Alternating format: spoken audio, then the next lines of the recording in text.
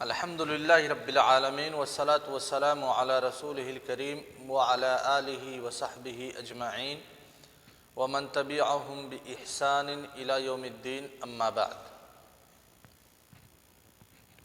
پچھلے درس کا تتمہ آج کے درس میں پیش کیا جائے گا۔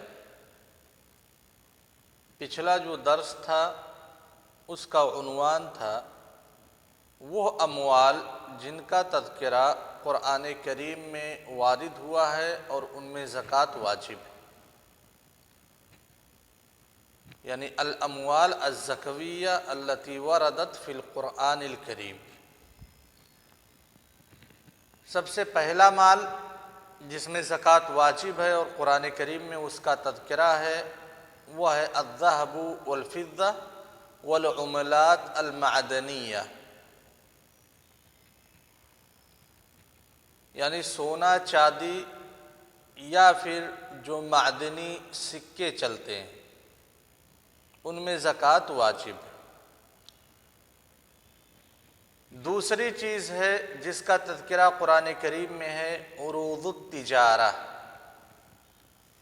عروض التجارہ یعنی تجارت کے لیے، بزنس کے لیے جو سامان تیار کیا جاتا ہے۔ بہت ساری چیزیں ایسی ہیں جس میں بذات خود زکوٰۃ واجب نہیں ہے، لیکن اسی چیز کو اگر آپ بزنس کے لیے یا تجارت کے لیے استعمال کرتے ہیں تو اس میں زکوٰۃ واجب ہو جائے گی۔ مثلا زمین کا خریدنا، آپ نے کہیں پہ زمین لے لیا 2-4 منڈی زیادہ لاگت سے، یعنی 4 منڈی آپ نے خریدا 15 لاکھ روپے میں گھر بنانے کے لیے، تو اس 4 منڈی کے زمین میں کوئی زکوٰۃ نہیں ہے۔ ایسا نہیں ہے کہ آپ کا 15 لاکھ روپے سیو ہے آپ کی آمدنی سے، آپ کے خرچ سے، تو سال پورا ہو جائے گا تو آپ کو اس میں سے 2.5% دینا ہوگا، زکوٰۃ نہیں ہے۔ لیکن اسی 4 منڈی زمین کو آپ نے گھر بنانے کے بجائے تجارت کے لیے خریدا ہے کہ میں اس کو بیچ دوں گا، ابھی میرے پاس پیسہ ہے، خرید لیتا ہوں، سستا ہے، اس کو بیچ دوں گا، 2 سال 3 سال کے بعد جب زمین مہنگی ہو جائے گی پھر میں کہیں پہ دوسری جگہ زمین لوں گا۔ تو جو آپ نے بیچنے کا پروگرام بنایا وہ زمین منتقل ہو گئی رہائشی زمین سے عروض التجارہ میں، لہذا جب 1 سال پورا ہو جائے گا تب اس کی زکوٰۃ کی ادائیگی ضروری ہوگی۔ سمجھ گئے نا شباب؟ زکوٰۃ سے بھاگنے کے لیے، راہ فرار اختیار کرنے کے لیے لوگ مختلف قسم کے حیلے اور بہانے تلاش کرتے ہیں، حالانکہ یہ بالکل کامن بات ہے کہ زکوٰۃ ادا کرنے کے لیے اللہ تبارک و تعالی ہی ہم لوگوں کو حکم دے رہے ہیں، جنہوں نے ہی ہمیں مال و دولت سونپی ہے اور جنہوں نے ہمیں مال و دولت میں تصرف کرنے کا اختیار دیا ہے، وہی کہہ رہے ہیں کہ بھائی اس میں سے کچھ زکوٰۃ نکال دو، وہ ہماری ملکیت ہے۔ اس کے باوجود ہم زکوٰۃ نکالنے سے راہ فرار اختیار کرنے کی کوشش کرتے ہیں۔ عروض التجارہ کا تذکرہ بھی قرآن مجید میں صراحتاً نہیں آیا ہے۔ اگر صراحتاً آیا ہوتا تو اس میں کوئی اختلاف نہیں ہوتا۔ فقہائے کرام میں سے بعض لوگوں کا خیال ہے کہ عروض التجارہ میں زکوٰۃ نہیں ہے، جیسے الذہب والفضہ صراحتاً تذکرہ نہیں آیا، جب حدیث کے ساتھ جوڑ کر کے ہم دیکھتے ہیں تب پتہ چلتا ہے کہ ذہب اور فضہ میں زکوٰۃ ہے۔ ایسے ہی جب حدیث کے ساتھ جوڑ کر کے دیکھتے ہیں عروض التجارہ پر دلالت کرنے والی آیت کو، تب سمجھ میں آتا ہے کہ ہاں سامان تجارت میں بھی زکوٰۃ واجب ہے۔ اللہ تبارک و تعالیٰ ارشاد فرماتے ہیں یا ایھا الذین آمنوا انفقوا طیبات ما کسبتم، اے مومنو ہر اس پاکیزہ چیز کو خرچ کرو جو تم نے کمایا ہے۔ اس میں دیکھو ابہام پایا جا رہا ہے، عموم پایا جا رہا ہے، انفقو، خرچ کرو، وضاحت نہیں کی گئی کہ زکوٰۃ ادا کرو۔ لہذا ایک معترض کے لیے بالکل اعتراض کا حق ہے کہ یہاں پہ انفاق صدقہ کے معنی میں ہے، یا انفاق سے مراد انفاق علی الاہل ہے، انفاق علی الوالدین، انفاق علی الاولاد ہے۔ زکوٰۃ کا تذکرہ صراحت کے ساتھ وارد نہیں ہوا ہے، لہذا اس آیت سے زکوٰۃ عروض التجارہ میں زکوٰۃ کے وجوب پر بحث نہیں کی جا سکتی، دلیل نہیں پکڑا جا سکتا۔ معترض کا یہ اعتراض درست ہے، لیکن جب ہم حدیث پہ نظر ڈالتے ہیں، حضرت سمرہ رضی اللہ تعالی عنہ کی حدیث ہے، کان النبی صلی اللہ علیہ وسلم یأمرنا، اللہ کے رسول صلی اللہ علیہ وسلم ہم کو حکم دیتے تھے، ان نخرج الصدقہ، کہ ہم زکوٰۃ کو نکالیں، صدقہ کو نکالیں۔ اور صدقہ کا اطلاق قرآن کریم میں دو معانی کے لیے ہوتا ہے یا ہوا ہے۔ ایک ہے صدقہ بول کر کے زکوٰۃ مراد لیا گیا ہے، اور اس کی نظیر اللہ تبارک و تعالیٰ کا قول انما الصدقات للفقراء والمساکین، یہ آیت۔ دوسری نظیر خذ من اموالہم صدقہ، اللہ یہ آیت آپ پڑھ چکے ہیں۔ اور صدقہ کا دوسرا اطلاق ہے جو عام صدقہ ہے، سمجھ رہے ہیں نا شباب؟ جی،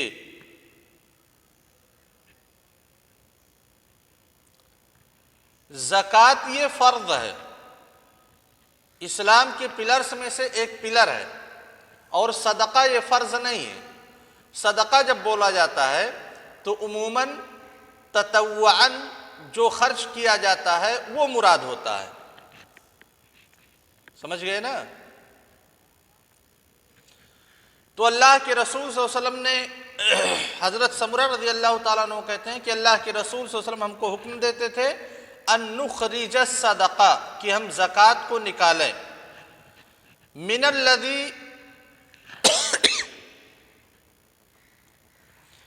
نعد للبیع، اس چیز سے جسے ہم بیع کے لیے اکٹھا کرتے ہیں، یا اگر نعد پڑھتے ہیں تو ہم جسے بیع کے لیے شمار کرتے ہیں، جسے بیع کے لیے تیار کرتے ہیں، چاہے نعد پڑھیں یا نعد پڑھیں، دونوں کا مفہوم تقریباً ایک ہے کہ جو ہم تجارت کے لیے اکٹھا کرتے ہیں یا تجارت کے لیے تیار کرتے ہیں، اس میں اللہ کے رسول صلی اللہ علیہ وسلم نے ہم کو حکم دیا کہ ہم زکوٰۃ کی ادائیگی کریں، ہم زکوٰۃ نکالیں۔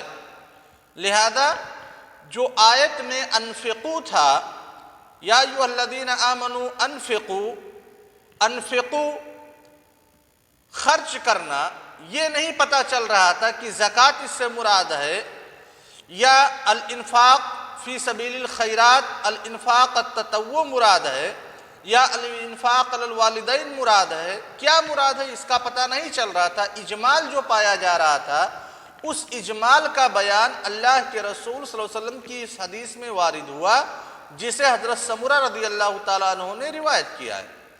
لہذا پتہ یہ چلا کہ ان یا ایھا الذین انفقوا میں انفاق سے مراد زکوٰۃ ہے، یعنی آیت کا معنی کیا ہو گیا؟ اے لوگو، جو تم کماتے ہو اس میں سے زکوٰۃ ادا کرو۔ اور یہی وجہ استدلال ہے، جس وجہ استدلال سے علماء کرام نے عروض التجارہ میں زکوٰۃ کو واجب قرار دیا ہے۔ سمجھ گئے شباب؟ بات کلیئر ہے؟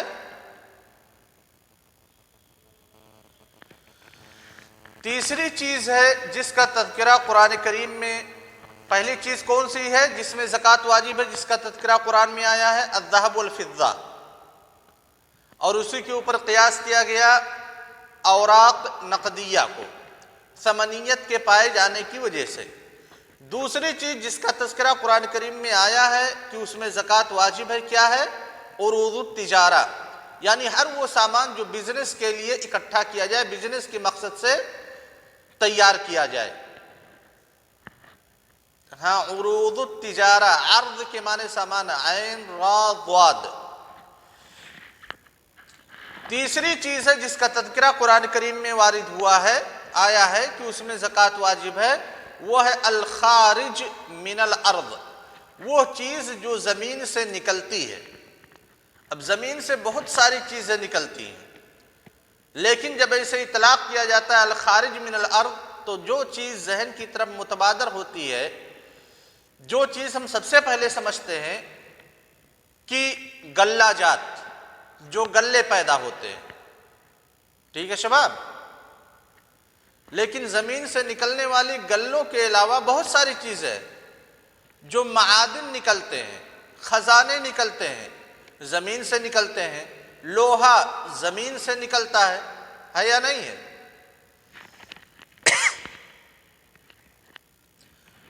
دفینہ، ریکاز جس کو ہم بولتے ہیں، وہ بھی زمین کے اندر سے ہی نکلتا ہے، اور زمین کے اندر سے نکلنے والی غلہ کے علاوہ اور ان ساری چیزوں کے علاوہ بہت ساری چیزیں ہیں، گھاس پھوس ہے، پیڑ پودے ہیں۔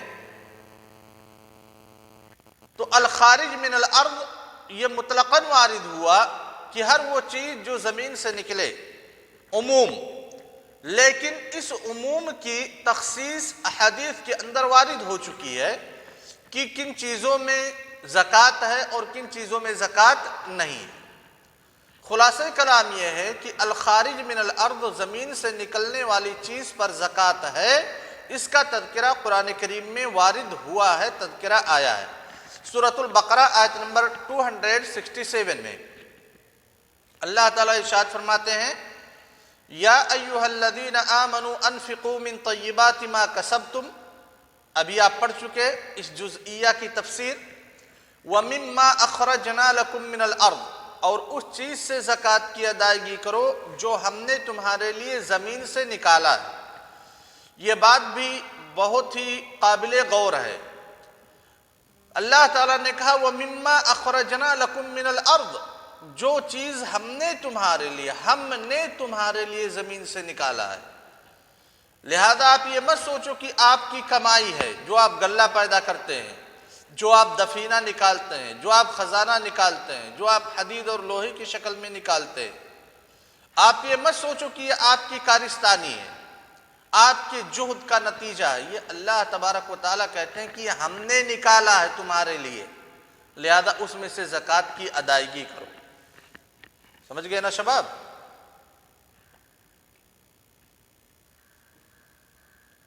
مشائخ، اب جو چیزیں زمین سے نکلنے والی ہیں ان کی تفصیلات بہت زیادہ ہیں، اس تفصیل میں جانے کے بجائے ہم کچھ چھوٹی چھوٹی چیزیں جان لیتے ہیں، جیسے غلہ جات جو ہیں۔ جی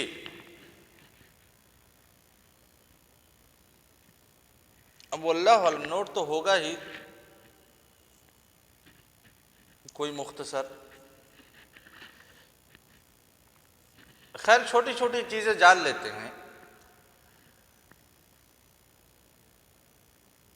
الذهب والفضہ، عروض التجارہ، ان سب میں جو زکوٰۃ واجب ہے حولان حول کا اعتبار کیا گیا ہے، حولان حول کا اعتبار کیا گیا ہے، لیکن جو غلہ جات ہیں اس میں حول کا اعتبار نہیں ہے۔ اللہ تبارک و تعالیٰ فرماتے ہیں وَآتُوا حَقَّهُ يَوْمَ حَصَادِهِ، جس وقت غلے کو آپ اپنی ملکیت میں لے لیں اسی وقت اس میں زکوٰۃ واجب ہے، ٹھیک ہے؟ جس وقت غلے کو اپنی ملکیت میں لے لیں اس وقت اس میں زکوٰۃ واجب ہے۔ اور زکوٰۃ کی پرسنٹیج کیا ہے؟ اللہ کے رسول صلی اللہ علیہ وسلم نے 2 فارمولہ بتلایا ہے کہ اگر آسمانی بارش سے سیراب کیا گیا ہے تو پھر اس میں 10%، اگر آسمانی بارش سے نہیں سیراب کیا گیا ہے شباب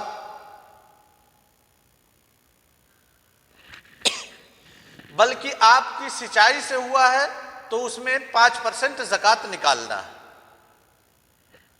یہ 2 فارمولے ہیں، لیکن جو ہمارے یہاں کے کسان ہیں ابھی، جیسے گیہوں کا سیزن ہے، پھر بات لمبی ہو جائے گی لیکن اختصار کے ساتھ، جیسے گیہوں کا سیزن ہے، کچھ جگہوں پہ بارش بھی ہوئی ہے، آسمانی بارش کا بھی دخل ہے گیہوں کی سچائی میں، اور پھر انسان سچائی بھی کرتا ہے، تو اس میں اعتبار کس چیز کا ہوگا؟ زکوٰۃ نکالنے میں کیا سچائی کا اعتبار ہوگا یا پھر آسمانی بارش کا اعتبار ہوگا؟ تو ایسی صورت میں جو علماء کرام کا فتویٰ یہ ہے کہ وہ دونوں کا تناسب دیکھے گا، ریشیو دیکھے گا کہ آسمانی بارش سے کتنا فائدہ ملا ہے یا پھر ہم نے جو سچائی کی ہے کتنی مرتبہ ہم نے سچائی کی ہے۔ سمجھے نا شباب؟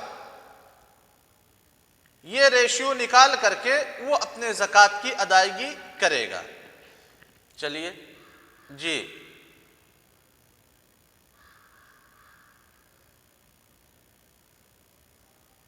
تو وہی کہہ رہے ہیں کہ ہر کسان کو معلوم ہے کہ کتنی مرتبہ اس نے سچائی کی ہے۔ اگر مکمل سچائی سے ہوا ہے تب تو کوئی بات نہیں، لیکن اگر آسمانی بارش کا بھی اس میں دخل ہے تو پھر وہ دونوں کا ریشیو نکالے گا۔ ٹھیک ہے شباب؟ دونوں کا تناسب نکالے گا، تناسب نکال کر کے زکوٰۃ کی ادائیگی کرے گا۔ ایسے ہی جو چیزیں زمین سے نکلتی ہیں، ایک چیز ہے رکاز۔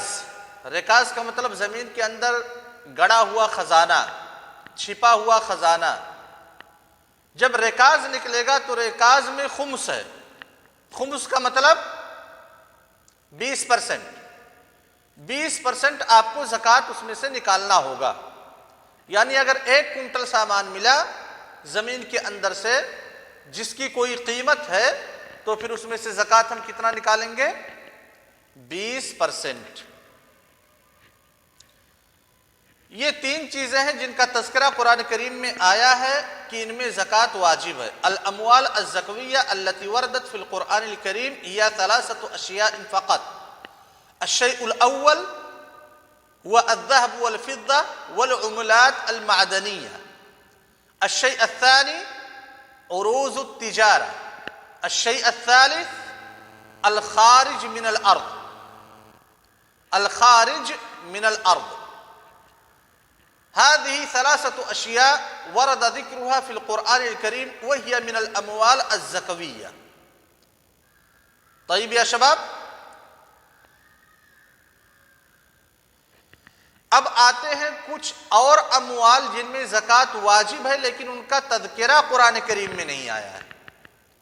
احادیث کے ذریعے سے پتہ چلتا ہے کہ ان اموال میں زکوٰۃ واجب ہے، جیسے حیوان، جانور میں زکوٰۃ واجب ہے نا۔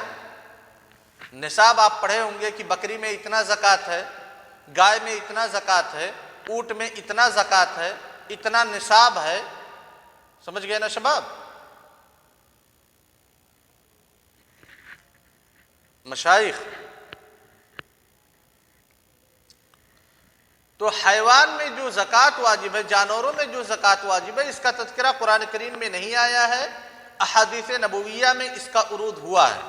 اور ہم اس بات پر مکمل یقین رکھتے ہیں کہ احکام تشریع یا احکام شریعت کے لیے جیسے قرآن مستند ہے ویسے ہی حدیث مستند ہے۔ ٹھیک ہے شباب؟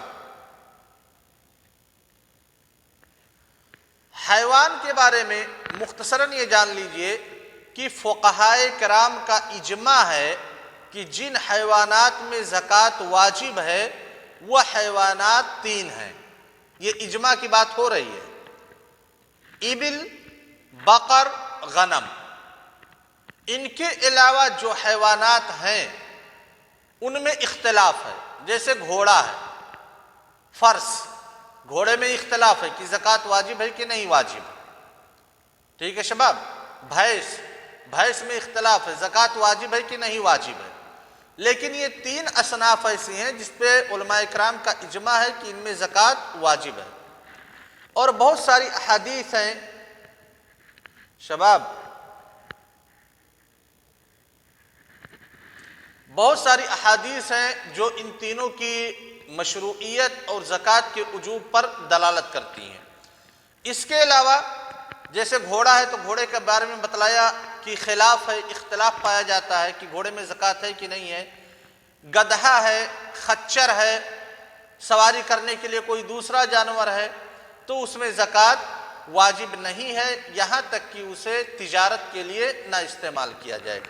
اگر تجارت کے لیے استعمال کیا گیا تو بتلایا کہ کوئی بھی چیز جس میں زکوٰۃ اصلاً واجب نہیں ہے، جیسے لکڑی ہے، لکڑی، پیڑ پودے، ان میں زکوٰۃ واجب نہیں ہے، گھاس پھوس زکوٰۃ واجب نہیں ہے، لیکن اسی گھاس پھوس کی ہم منڈی بنا لیں گے، اس کی سپلائی کریں گے تو وہ عروض تجارہ میں منتقل ہو جائے گا اور اس میں ہمیں زکوٰۃ کی ادائیگی کرنی پڑے گی۔ تو یہ چار چیزیں جن میں زکوٰۃ واجب ہو گئی۔ پانچویں چیز ہے زکوٰۃ الزروع والثمار، یعنی کن پھلوں میں زکوٰۃ ہے، کن کھیتیوں میں زکوٰۃ ہے، کن حبوب میں زکوٰۃ ہے۔ اس کا بھی تذکرہ قرآن کریم میں نہیں وارد ہوا ہے، احادیث نبویہ کے اندر وارد ہوا ہے۔ اگر ہم پھل کی بات کریں تو متفق علیہ ہے کہ تمر، عنب، قمح، شعیر، چار چیزیں، تمر، کھجور، عنب، انگور، قمح کا معنی گیہوں، شعیر، جو، ان چار چیزوں میں بالاجماع زکوٰۃ واجب ہے۔ یہ حبوب ہیں، دانے ہیں یا تو پھل ہیں۔ ان کے علاوہ جو چیزیں ہیں وہ مختلف فی ہیں۔ سمجھے نا شباب؟ اب اسی پہ اپنی بحث کو ختم کرتے ہیں، خلاصہ جان لیتے ہیں کہ جن اموال میں زکوٰۃ واجب ہے، 3 کا تذکرہ تو قرآن کریم میں ہوا ہے، باقی 2 کا اضافہ احادیث نبویہ سے ہوا ہے۔ کس کا تذکرہ قرآن کریم میں ہوا ہے؟ الذهب والفضہ کا، عروض التجارہ کا، اور الخارج من الارض، یہ 3 چیزوں کا تذکرہ قرآن کریم میں ہوا ہے۔ اس کے علاوہ حیوانات اور پھر الثمار والزروع والحبوب، ان کا تذکرہ احادیث نبویہ کے اندر وارد ہوا ہے۔ سمجھ گئے نا شباب؟ ایک چیز اور ہے جو حدیث کے اندر آتی ہے کہ المنتجات الحیوانیہ، یعنی وہ چیزیں جو حیوان سے پیدا ہوتی ہیں، کیا ان میں زکوٰۃ واجب ہے کہ نہیں ہے؟ جیسے شہد ہے، شہد کی مکھیوں سے بنتا ہے، اس میں زکوٰۃ ہے کہ نہیں ہے؟ مسئلہ مختلف فی ہے علماء کرام کی مابین۔ وصلی اللہ علی نبینا محمد وعلی آلہ وصحبہ وسلم۔ کل ہم شروع کریں گے انشاءاللہ کہ زکوٰۃ کی ادائیگی کا وقت کیا ہے۔ ٹھیک؟ السلام علیکم۔ کوئی جی